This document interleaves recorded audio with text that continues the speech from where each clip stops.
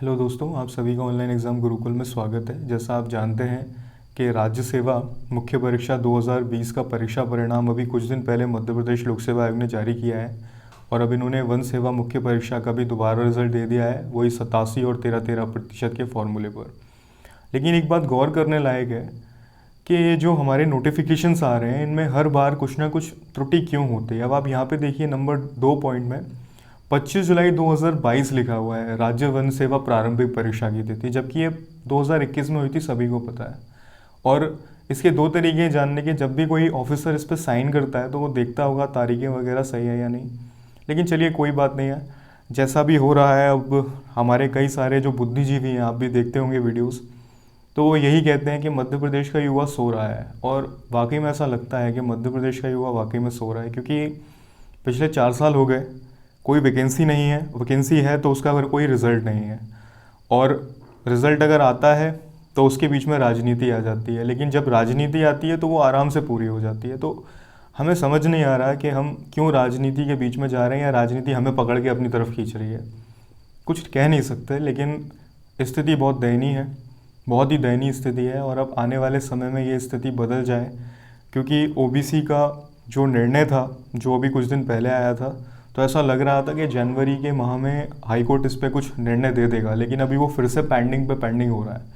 बहुत सारे केसेस लगे, सभी के जवाब आ गए। जैसा आपको पता होगा, सभी के ऊपर अपना निर्णय दे दिया कोर्ट्स ने। लेकिन ये ओबीसी का जो मैटर है, जो 2019 से ये रिजर्वेशन का मैटर चल रहा है, ये अभी तक पूरा नहीं हो रहा। ओबीसी के बच्चों के फ़ायदे के लिए ये 27% आरक्षण जारी किया गया था, और ओबीसी कैटेगरी में भी अभी तक एक भी वैकेंसी पूरी नहीं हुई है, कंप्लीट नहीं हुई है। और हम कई बार दैनिक समाचार पत्रों में पढ़ चुके हैं कि किस प्रकार से हर वर्ग को, चाहे वो ओबीसी हो, ईडब्ल्यूएस हो, एससी हो, और ख़ास तौर पे एसटी वर्ग को बहुत ही ज़्यादा नुकसान हो रहा है, जैसे कि दैनिक भास्कर और अन्य समाचार पत्रों के हमने लेखों में इसे पढ़ा हुआ है। चलिए इस बात को छोड़ते हैं, आगे देखते हैं। जैसा आपको ज्ञात होगा कि वर्ष 2018 के बाद 2020 में ये जो भर्तियां थी वन विभाग की, काफ़ी अच्छी संख्या में थी। एसीएफ की 6 भर्तियां थी, जिसमें से अनरिजर्व के लिए 3 थी, एससी एसटी और ओबीसी के लिए क्रमशः 1-1 थी।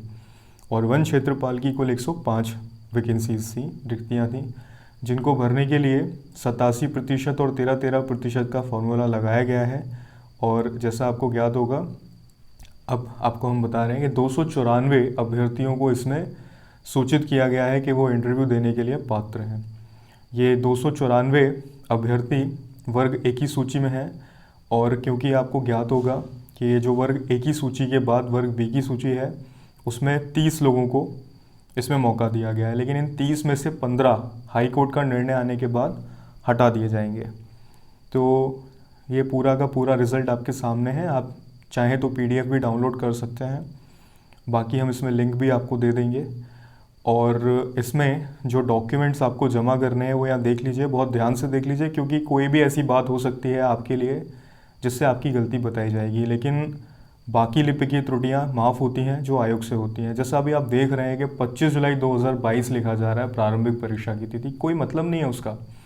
25 जुलाई 2022 को सोमवार था और 25 जुलाई 2021 का रविवार था। उस दिन ये परीक्षा हुई थी 2 पारियों में, सभी को ये ज्ञात है। लेकिन शायद साइन करने से पहले नोटिफिकेशन देखना भी पसंद नहीं करते होंगे लोग, या जो भी जिम्मेदार लोग हैं।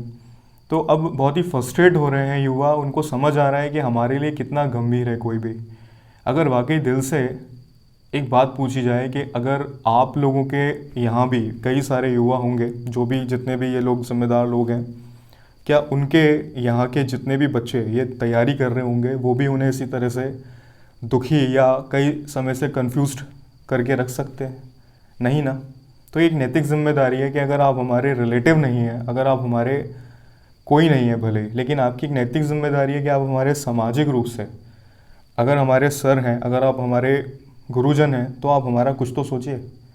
ये एक नैतिक जिम्मेदारी बनती है। और माफ़ कीजिए, सामाजिक जिम्मेदारी में सभी फेल हो रहे हैं, कोई अपनी सामाजिक जिम्मेदारी नहीं निभा रहा। हम कितना भी कोर्ट से लड़ लड़ के अपने अधिकार लेते रहें, लेकिन अगर ये समाज लड़ लड़ कर अधिकार लेने वाला बन गया, तो जैसा हम पढ़ते हैं अपने किताबों में, पुराने समय में जब महापद्म नंद का और घनानंद का शासन था, उस समय भी यही होता था। और उसके बाद जब चंद्रगुप्त मौर्य का शासन आया तो उसमें उस समय एक उम्मीद जगी कि अच्छा होगा। तो सरकारें आज की किस तरह से काम करना चाहती हैं नहीं पता, वो घनानंद की तरह काम करना चाहती हैं या चंद्रगुप्त मौर्य की तरह, ये वही जाने। लेकिन हम ये चाहते हैं कि हमारे पेपर जल्द से जल्द पूरे हों और हम कहीं ना कहीं योगदान दे सकें। क्योंकि देखिए, फिर हमसे ये प्रश्न पूछा जाता है कि आप सरकारी नौकरी छोड़कर प्राइवेट में कुछ क्यों नहीं करते।